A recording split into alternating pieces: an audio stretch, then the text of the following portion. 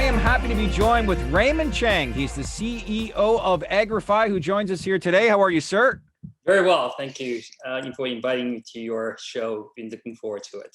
Yeah, let's get a chance to know who you are. The company itself, it's a developer of premium grow solutions for the indoor agricultural marketplace within the cannabis space and more. So I would think that business has been rather good. I think it's probably going to enhance rapidly as, the industry overall across the US starts to expand. But what are you hearing right now, both the overall landscape of the industry and what do you, I guess, forecast as to how this industry will develop over the next, 12 months or so? Obviously, I think we're in a very, very exciting time right now. With more and more deregulation happening, not only here in North America, but we're seeing it across the globe, right? So, For sure. definitely, going towards a very favorable deregulatory sort of environment. But I think what we also notice in the industry is that now consistency, quality, and being able to produce good quality crops consistently, it's becoming more and more of a theme that people talk about. Yeah. I think we were at one of the at conferences recently, and one of the questions that was asked to the panelists was, why is it that we get a lot of the repeat customers, but very rarely like three-peat? And the overall sort of conclusion was, unless you can really kind of produce CPG-like quality, Yeah, right, then you're going to lose the customers. for sure. So being able to actually produce good quality cannabis consistently every single time is actually going to be super important. And we're seeing a lot of that in the industry right now. It's the biggest thing going in this space right now. When it comes to Yeah. the alcoholic industry, it's just like if you have a specific wine or any kind of alcoholic drink, you obviously expect and you know what you're going to get every single time. So, what do you think is developing in that direction for the industry overall to mature, but making sure that it heads in that right direction to get what most importantly the consumer wants? Yeah, I think, obviously for medical use, you can't afford to have, that huge volatility.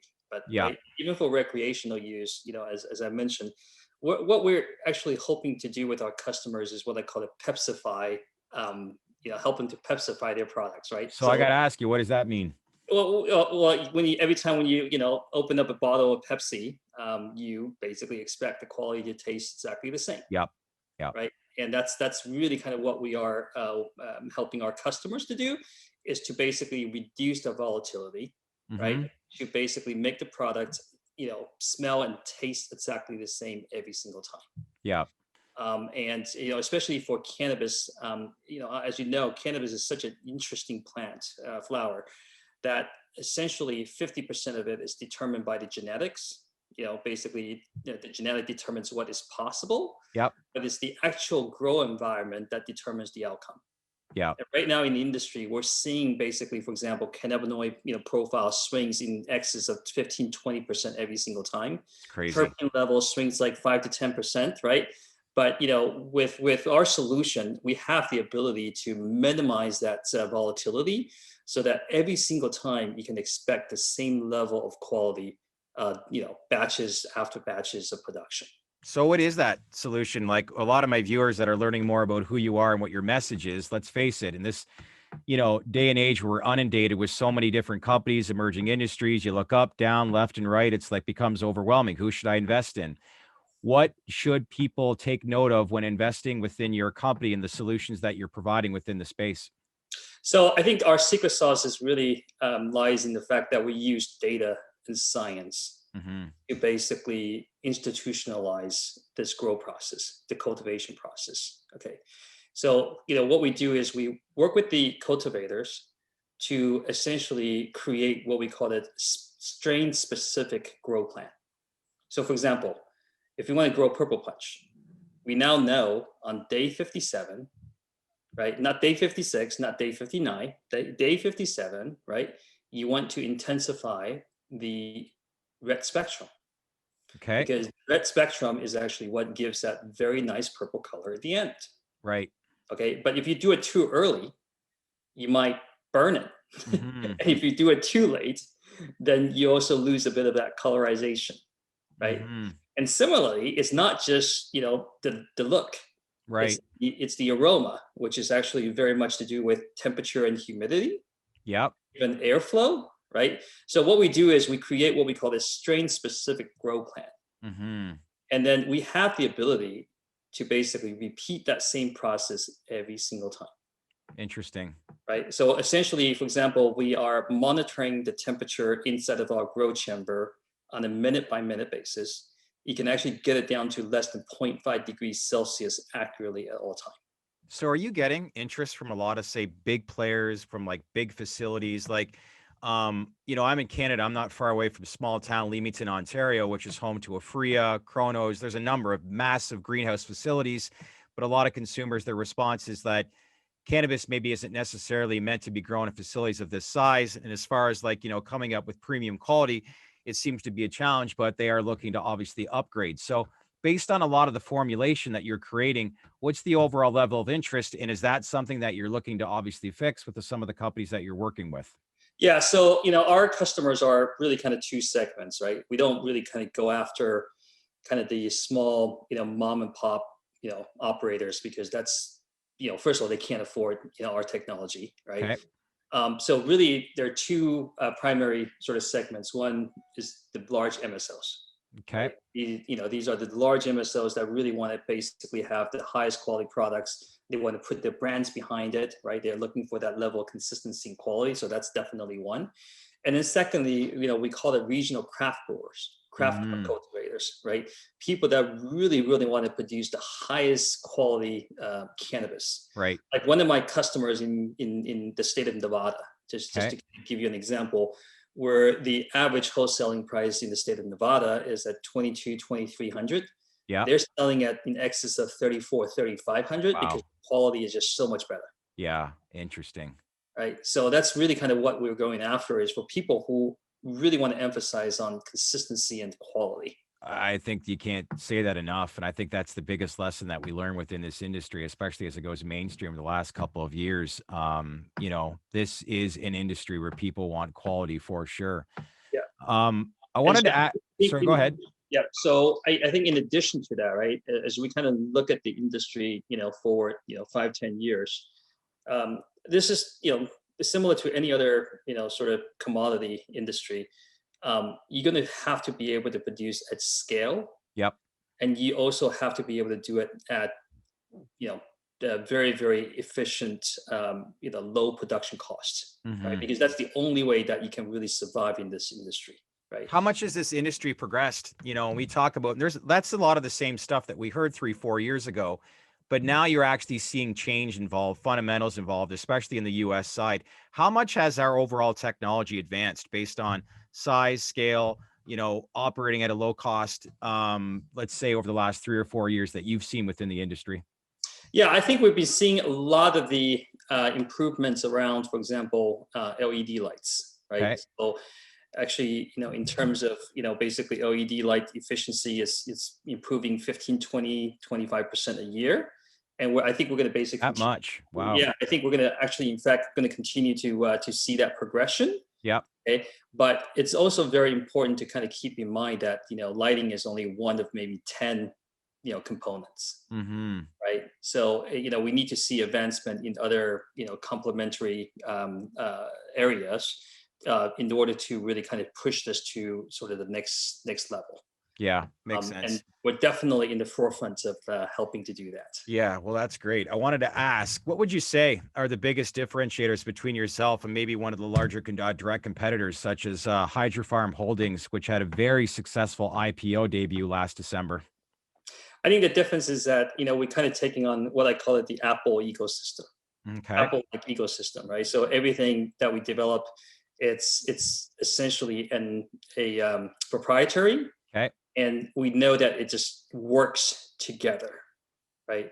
So in the old days, essentially you have to pick out your own lighting, and then you basically have to pick your racks. But the truth of the matter is, when the racks designers, when they actually design their racks, they don't actually think about what lights actually go into it, right? So typically, you can go into any of these facility, you'll see at least like a 5-inch gap, right? Interesting. And that's basically a 5-inch real estate So what's that translate into? That translates into less production and also biosecurity risks, Okay. right? Because if pathogen ever gets in there, Yeah, of it's course. just so difficult to clean, right? Mhm. So in our case, essentially the way we design our racks, the lights fit in perfectly, right? We also know that, for example, humidity and temperature can also be controlled. Yep. So instead of basically trying to go to Home Depot, right, and try to kind of build something and that was never designed to work together and face that, 5 inch here, 5 inch there could actually really kind of add it up, right? But in our case, everything was designed holistically from the ground up. So we know that it works 100% correct. Interesting. I have to ask, and this is one of the amazing things I love about this industry because it's new from a business perspective, the people from different industries that get involved. And when I look at your resume, you're a lecturer at one time at Yale School of Management. You founded a company called Gigi Media, the first broadband company in Asia, went public on the NASDAQ, raised 280 million back in 2000, which was one of the biggest IPOs back at that time. You're selected by Fortune back in 2000 as one of the 25 next global leaders under 40.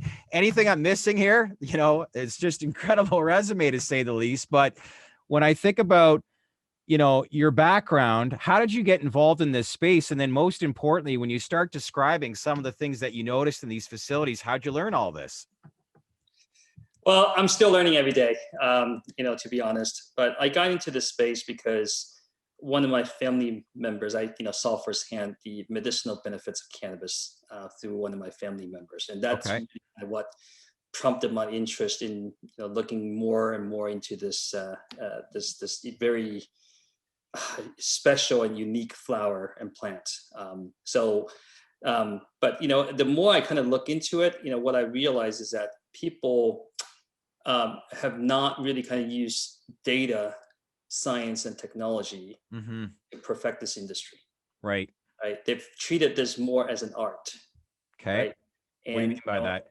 and what I mean by that is, they obviously they can take care of all their plants in a small, basement or garage, right? Yep. And you can do it at small scale, and you can be very very sort of hands-on and very involved. But the truth of the matter is, if you want to do it at scale, right, you have to think about automation. You have to think about using science and data and technology, Right. right? And kind of trust the system, right? Mm-hmm. And that's essentially what we're trying to do, is basically use science, data, and technology to really kind of help bring this industry to the next level. Ideas are great, but scaling up is what it's all about, is it not?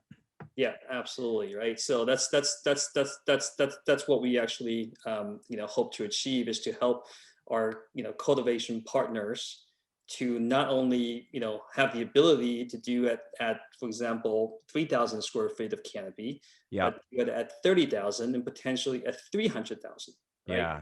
So that's scaling up. You definitely need to use automation, technology, and data to further institutionalize. Last thing I wanted to ask, recently you entered into a binding letter of intent, which sets forth the principal terms of a partnership currently being negotiated with Atlas Hydroponics to build out a 2,500 square foot research and development facility. If the negotiations lead to a deal, what value add would this provide your research facility for the company? It would definitely help us to get into the smokable hemp industry, Yeah. which is also very fast growing, especially outside of the United States. Right, we're seeing faster deregulation around hemp around the world than we do around cannabis.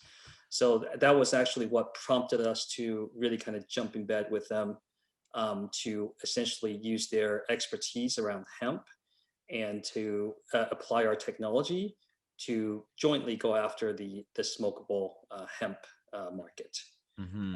And that's really kind of not only primarily looking at it's primarily looking at the international market, which we believe has a huge potential. We're What seeing markets? regulation. I mean, we're seeing deregulations like across Asia, like I know. Australia, New Zealand, I Thailand, know. Korea, right? Even China is talking about it now. I It's like know. unbelievable, right? I So interviewed a company yesterday, and they're already being on certain e-commerce platforms over in Asia, and that's it's right. incredible. It gives them access to over 700 million people. So this is becoming, but that's huge to think even China's talking about it. Yeah, yeah. And then, obviously it's not just Asia, but Europe and, Africa, like, basically we just seen deregulation across the globe. Yeah. And, this partnership will really allow us to kind of, jump ahead because, obviously up to this point, we have not really kind of looked into kind of a smokable hemp market, but this is a great opportunity to do just that. Well, when you talk about international markets, you look at growth. Full year 2020 revenue nearly tripled year over year for you to $12.1 million. What was most of the growth derived on, the cannabis side through your partnerships with the Confident Cannabis or Specialized Organic Equipment sales?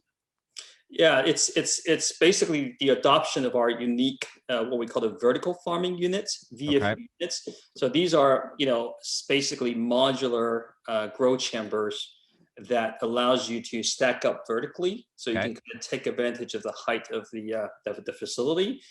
But in addition to being modular and stackable, the most unique thing is that each of these grow chamber is actually an individual controlled grow environment. So Hmm. let's assume that if you're actually working on 50 different strains, Right. right? You can actually have 50 different grow environments to basically maximize, right, the profile of all 50 plants. It's crazy. It's incredible. Yeah, so it's the modularization, and also it's the vertical stackability, and also the control element that really makes our solution unique. How much trial and error takes place when you go through a process of something like that? Um, we've been working on this since 2017, 2018, Yeah. and we are now basically in version 3.6. So there's been multiple reiteration, and we continue to see good progress every single day, and the whole idea is just to proliferate the use of our technology. So one of the things that is good about working with Agrify is that not only are we able to provide, for example, equipment financing, we can also help our customers to design the facility, provide them with construction support, and ultimately to also guide them through success, right? So Yeah. we have what we call the customer success team, that could actually handheld them to success. And we have some of the world's best sort of horticultural experts that by working with Agrify, you almost kind of guarantee that your facility is going to be running right. That's what we guarantee to our customers. Good time to be in your space because this is just the beginning. And I know a lot of investors, it's the biggest challenge they have is time. They just want everything to speed up, and just where are we within this space of, in the next 6 months, year, 2 years from now, but huge opportunities in the US and then abroad, as you said. But most importantly, I really appreciate, outlining what you're doing. An idea, obviously, that my viewers and investors should obviously pay attention to. And most importantly, just appreciate you catching up with us. Thank you so much for inviting me to your show, and look forward to staying in touch. Yeah, for sure. Let's keep in touch. Thanks, Raymond. Okay, bye-bye now. Bye-bye.